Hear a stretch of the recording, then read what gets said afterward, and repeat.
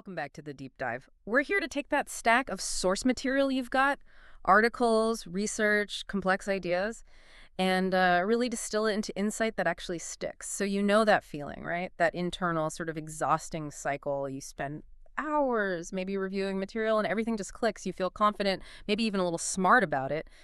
And then, I don't know, 24 hours later, you try to recall the key points and your mind it's just blank. It's gone. Completely gone. And we instinctively take that failure personally, don't we? We judge our own success by how smooth the process felt. Right. If it was easy, we think, okay, I'm smart. If it was hard. Then we must lack the ability or, the discipline. Okay, let's unpack this. Our sources today are so powerful because they basically demand we throw out that entire framework of self-judgment.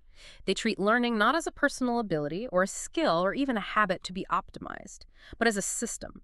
A kind of biological and cognitive machine with built-in constraints and totally predictable failures that apply to everyone. And that shift in perspective it's everything. The mission here isn't to find, 3 new study hacks. It's about structural understanding. When you start to see those common frustrations, like forgetting something you just learned, through this systemic lens, the self-blame just evaporates. It's a relief. A huge relief from misinterpretation. You realize that feeling of inadequacy is just an artifact of misaligned expectation. It's not a reflection of your potential. And that's really what anchors this entire deep dive, right? The central paradox. Yeah. Learning does not work the way it feels like it should. Exactly. Our minds give us signals that are, in the moment, completely and utterly misleading. So to understand why we keep misreading those signals, we have to start at the beginning with the foundational myth that shapes almost everyone's approach to this. The one we all operate on without even thinking about it. Which is that simple, quiet belief that, learning is about putting information into the mind. It's the mind as a container model. Yeah. We use the language all the time without even noticing. We talk about absorbing material. Or taking in information, filling gaps in my knowledge. Exactly. As if the mind is this empty bucket. If you read the textbook clearly, or if the lecture was good and you paid attention, then that information should now be stored. Input successful. And under that storage model, the metric for success becomes fluency and ease. Right. If the explanation is smooth, the concept is crystal clear, we feel like we're making progress, confusion or uncertainty. Like a bug, that's an error message. It's inefficiency or failure because it suggests the input process somehow broke down. And that's where the real damage starts. That ease is success model layers this huge emotional and social weight onto the whole process. We start associating remembering things effortlessly with, being diligent or intelligent. Yeah. While struggling or forgetting. That gets linked to carelessness. Or worse, a lack of innate ability, the big one. The big one. So if you struggle, you don't just forget the material, you start drawing these really negative conclusions about your own competence. I mean, it's a completely intuitive framework. It feels so good to feel like you just got something. Who doesn't want ease to equal durability? Of course. But the sources all stress that this framework is, it's just fundamentally flawed. It's deeply misleading about how memory actually functions. And it feels so intuitive precisely because it's a perfect reflection of our conscious experience in the moment of exposure. In that moment, yeah. Let's focus on that conscious experience. When you're reading or watching an explanation, you are so aware of receiving the information. You feel that rush of active attention. And when a difficult concept suddenly clicks, that sensation is so vivid. It's a rush of mental clarity. And the power of that clarity is incredibly deceptive. When something makes sense in the moment, it provides what the sources call a feeling of closure. Closure, okay. The discomfort of not knowing, that cognitive friction just disappears. And because that feeling of relief is so strong, we instinctively mistake it for long-term competence. We assume, I understand it now, so that clarity must be durable. And this assumption gets reinforced immediately by the short feedback loop of studying. Yes. If I just finished reading chapter 3 and I immediately try to recall something from it, it's easy. Why? Because the information is fresh. It's nearby. It's right there. And it's supported by the entire context you're in, the desk, the notes, the quiet room. We mistake that temporary accessibility for long-term learning. It's like confusing the proximity of a tool with the skill to actually use it. The mind mistakes, as you said, proximity for permanence. I see this amplified in professional life, too. I mean, we design training and even meetings to prioritize performance that looks fluent and confident. We reward the quick answers. We reward the quick answers. We discourage any hesitation or strain that might actually signal deep processing. We value the polish over the messy, necessary struggle. And the myth of the storage container persists because forgetting is, by its nature, silent. You don't get a little notification on your phone when a piece of information degrades. Ah, Right. We only notice it later, maybe weeks later, when we fail a test or we can't recall the detail in a meeting. And by then, the failure feels completely disconnected from the original moment of learning. it feels like a deficiency in the present. Exactly. Not the expected systemic outcome of passive exposure. And that brings us perfectly to the point where this input model just completely collapses. The inevitable introduction of time. Time is the great neutralizer, isn't it? The material that felt so crystal clear yesterday suddenly becomes vague today. That initial confidence just fades. It feels like an intellectual betrayal. It does. Under the storage model, you think, wait, I put it in. I understood it. Why didn't it stay there? And the cruel truth, which the sources are so clear on, is that forgetting isn't some rare failure. It is the most common outcome of learning. That's a huge point. Even material that was meaningfully engaged with that felt profound is designed to degrade unless you take specific action. So that necessity for specific action, that highlights the two fatal errors of the storage model. Right. The first error is the confusion between familiarity and reconstruction. Oh, this is one of the biggest traps. I remember being in university just feeling so productive because I was rereading and highlighting my notes until the pages were glowing. And that felt productive, didn't it? Because rereading restores that deceptive clarity. Yeah. It relies entirely on recognition. Recognition. We recognize the shape of the word, the flow of the sentence, the color of your highlighter, the material's right there supporting you. But recognition is just. It's passive validation. It's not learning. So when you put the book down, or when that external cue, the highlight, the paragraph is removed. The sense of knowing just collapses because you never actually forced your brain to rebuild the pattern itself from scratch. Think about the difference with a flashcard. If you look at the question, flip the card over and say, oh yeah, I knew that. That's recognition. Yeah. It's easy. It gives you that feeling of closure.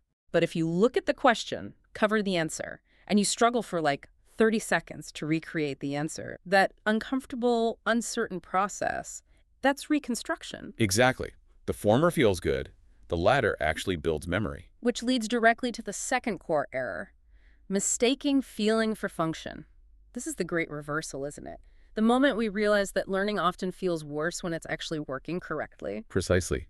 When the learner attempts true, effortful reconstruction without any cues, the experience is almost definitionally uncomfortable. It's slow, it's uncertain, it's demanding. So the input model screams failure because it isn't smooth. But the sources show that this deep, effortful struggle is exactly where learning leaves its most durable trace. The discomfort is a sign of engagement, not inadequacy. So if we're ditching the filing cabinet analogy, what are we replacing it with? We have to let go of this idea of passive storage and embrace learning as reconstruction. That is the key.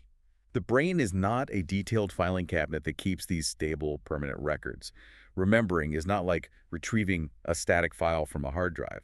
It is the active, energy-intensive act of recreating a pattern using fragments, context, and whatever wiring is currently available. Which means learning isn't a one-time event that happens when you read a page. It happens every single time a memory is reconstructed. Yes. And each time that pattern is reactivated, it's not just preserved, it's slightly reshaped, it strengthens some connections, it prunes others, and it becomes more generalized and accessible. So what remains is not the original input. It's a simplified, dynamic structure that's been shaped by repeated use. Exactly. So when we talk about forgetting, we're not talking about erasure, like deleting a file. It's more like a fading. It's the natural fading of patterns that are not reactivated. The systems is inherently conservative. I mean, it doesn't preserve everything equally because that would be a huge energy cost. What's fascinating here is that the system preserves what proves useful, what's relevant, or what gets repeatedly rebuilt. And the brain operates entirely on signals available in the present. Entirely. It has no little internal mechanism that flags, hey, store this fact about 18th century philosophy, it'll be vital next month. Passive exposure, even if it felt meaningful, leaves very little trace because the brain just reallocates resources if the pattern isn't used again. And this perfectly explains the pain of effortful recall. Recognition is passive. It's supported by external things, the highlighted text, the professor's voice. Reconstruction is active. Right. And when we try to remember without those external structures, the system has to rebuild the pattern from these sparse internal traces. So that discomfort we feel, that feeling of the brain wrestling with fragments, that's not a malfunction. It's the sign that the system is actively testing what remains, and it's strengthening the connections necessary for that pattern to hold up on its own. Which brings us to the ultimate question the sources explore. Why? Why is the system designed to be so aggressive about forgetting? Why does it dominate? And the insight is so crucial. Forgetting is not a weakness. It is an intelligent, necessary filter. The system fundamentally prioritizes adaptability over accuracy. Adaptability over accuracy. That's a great way to put it. Think about it from an evolutionary perspective. A mind that retained every detail of every irrelevant conversation, every forgotten grocery list, with equal permanence, it would be rigid. Overwhelmed, cluttered. Completely overwhelmed. Yeah. It would struggle to update beliefs or respond flexibly because the important and the trivial would be equally present and equally weighted. That sounds less like a functioning mind and more like a poorly organized historical archive. Exactly. The brain is not a library prioritizing perfect records. It's more like a successful, fast-scaling startup. Okay. It prioritizes iteration, speed, and using resources only on what's currently relevant or being actively used. Mm-hmm. It rapidly prunes anything that causes drag or hasn't proven its worth recently. So persistence has to be earned through repeated reconstruction. It's not granted just from the initial exposure. It has to be earned. And this links back to what you mentioned earlier, this idea of conditional remembering. Right. Remembering is always conditional. It depends entirely on the overlap between the context where you learned it and the cues available now when you try to recall it. If those cues, the location, the mood, the surrounding information, if they disappear, access just falters. That makes perfect sense. It's why I can recall a complex recipe in my own kitchen. But if I'm in a new house with different appliances and different lighting, suddenly the sequence feels shaky. The context cues are gone. They're gone. Precisely.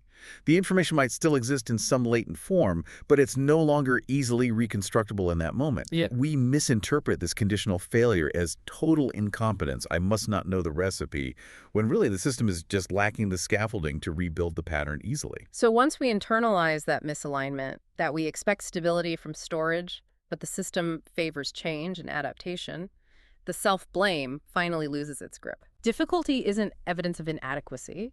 It's just the necessary friction within a constrained, adaptive system. And if we pull all these observations together, we arrive at the single, simplest, most honest way to understand this framework.